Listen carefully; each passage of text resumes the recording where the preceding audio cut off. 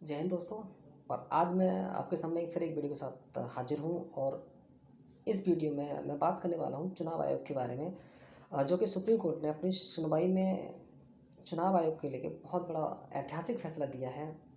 इसमें चुनाव आयोग को लेके कई सारी गंभीरताएं सामने आई हैं। अ, ऐसा भी सामने आया है कि अब तक के रिकॉर्ड में जब से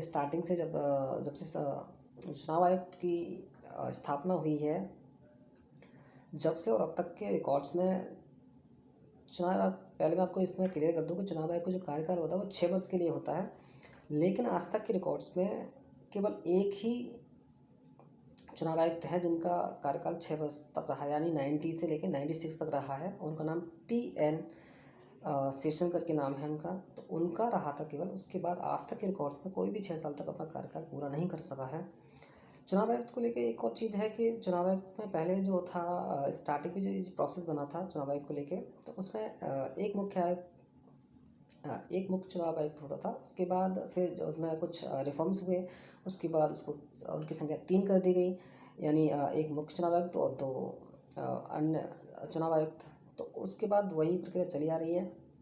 तो इसमें जो चुनाव आयुक्त की जो प्रक्रिया हटाने की और उनकी नियुक्ति को लेके, ये जो चीज़ है, इसके खिलाफ कई सारी उसमें पिटीशंस डाली गई थी सुप्रीम कोर्ट में।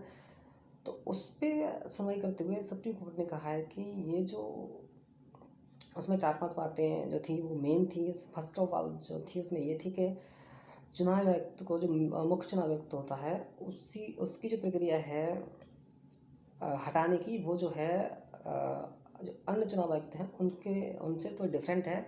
तो जो मुख्य चुनाव आयुक्त है उसकी जो प्रक्रिया में लाया जाएगा, उसके बाद जो है वहाँ से पास होगा, उसके बाद उसको हटाया जाएगा। वैसे ही जो अन्य जो चुनाव आयुक्त होते हैं उनके लिए ऐसा नहीं था। उनमें कोई भी सरकार या चुनाव की सलाह पर उसको हटा सकती है। लेकिन अब ऐसा सुप्रीम कोर्ट ने क्लियरली मना कर दिया है कि ऐसा नहीं हो सकता। बराबर दोनों के अधिकार रहेंगे, अन्य चुनाव आयुक्त हो या फिर मुख्य चुनाव आयुक्त हो, दोनों की जो है सेम प्रोसेस रहेगा हटाने का और नियुक्ति का। पहले नियुक्ति को लेकर भी एक आशंका थी इसमें कि नियुक्ति जो थी होती थी वो प्रधानमंत्री जो है मंत्रिमंडल की सलाह पर और राष्ट्रपति द्वारा उसकी चुनाव आयुक्त की नियुक्ति होती थी। लेकिन अब ऐसा नहीं होगा। अब इसमें कहा गया है, चुनाव आयोग ने जो है साफ कर दिया है कि प्रधानमंत्री मंत्रिमंडल की सलाह पर प्लस सुप्रीम कोर्ट का मुख्य न्यायाधीश और विपक्ष संसद में जो है विपक्ष के समर्थन से भी इसमें जो है नियुक्ति करी जाएगी। और मैं आपको बता दूँ, ये हाल ही में जो मामला है, ये जब सुर्खियों में आया था कि एक चुनाव आयुक्त थे, इन्होंने वो पहले किसी अदर पोस्ट पे थे, तो वहाँ पे उन्होंने इस्तीफ़ा देकर 1 महीने पहले इस्तीफ़ा दे दिया था। उसके बाद और ऐसा माना जा रहा है कि ये जो है पूरा प्री प्लान था, इसीलिए इस चीज़ को इस तरीके से देखा जा रहा था। तभी उसमें पिटीशन डली थी कि ऐसा जो चल रहा है वो जो केंद्र सरकार है उसके थ्रू ये चल रहा है। तो उस चीज़ को देखते हुए पिटीशंस कोर्ट में डाली गई। उसके बाद सुनाई हुई। तो वहाँ पे जो है, तो जब पहली बार देखा गया था इसमें, तो ये कहा जा रहा था कि 24 घंटे में इतनी सारी प्रक्रिया कैसे पूरी कर ली गई। तो सुप्रीम कोर्ट ने भी सवाल करा था केंद्र सरकार पे कि आपने 24 घंटे में इस तरीके से नियुक्ति कर दी, नए जज के लिए रिकमेंडेशन भी डाली।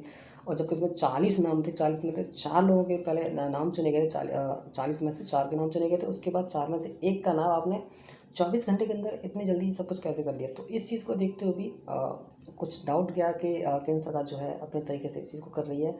और दूसरा डाउट ये था कि 1 महीने पहले से ही चुनाव उसी व्यक्ति का इस्तीफा होता है किसी अदर पोस्ट से, और उसको फिर जो है मुख्य चुनाव आयोग के लाइन में रिकमेंड कर दिया जाता है। तो इन सब चीज़ को देखते हुए भी सुनवाई बहुत ज़रूरी हो गई थी। इसलिए सुप्रीम कोर्ट ने 4 दिन की सुनवाई के बाद अपना फैसला दे दिया है, जिसमें दोनों के अन्य और मुख्य न्यायाधीश जो चुनाव आयुक्त हैं उनके अधिकार सेम रहेंगे।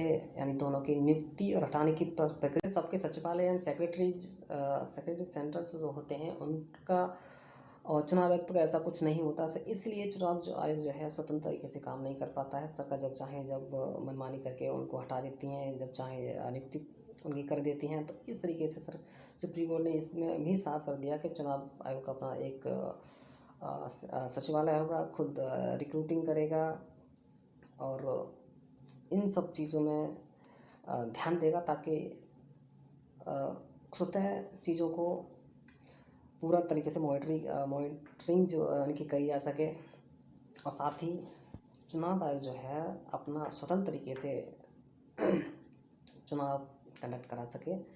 तो इन सब को लेके बहुत बड़ा ये ऐतिहासिक फैसला है। तो आपको ये वीडियो कैसी लगी कमेंट में जरूर बताइए। Thank you. जय हिंद।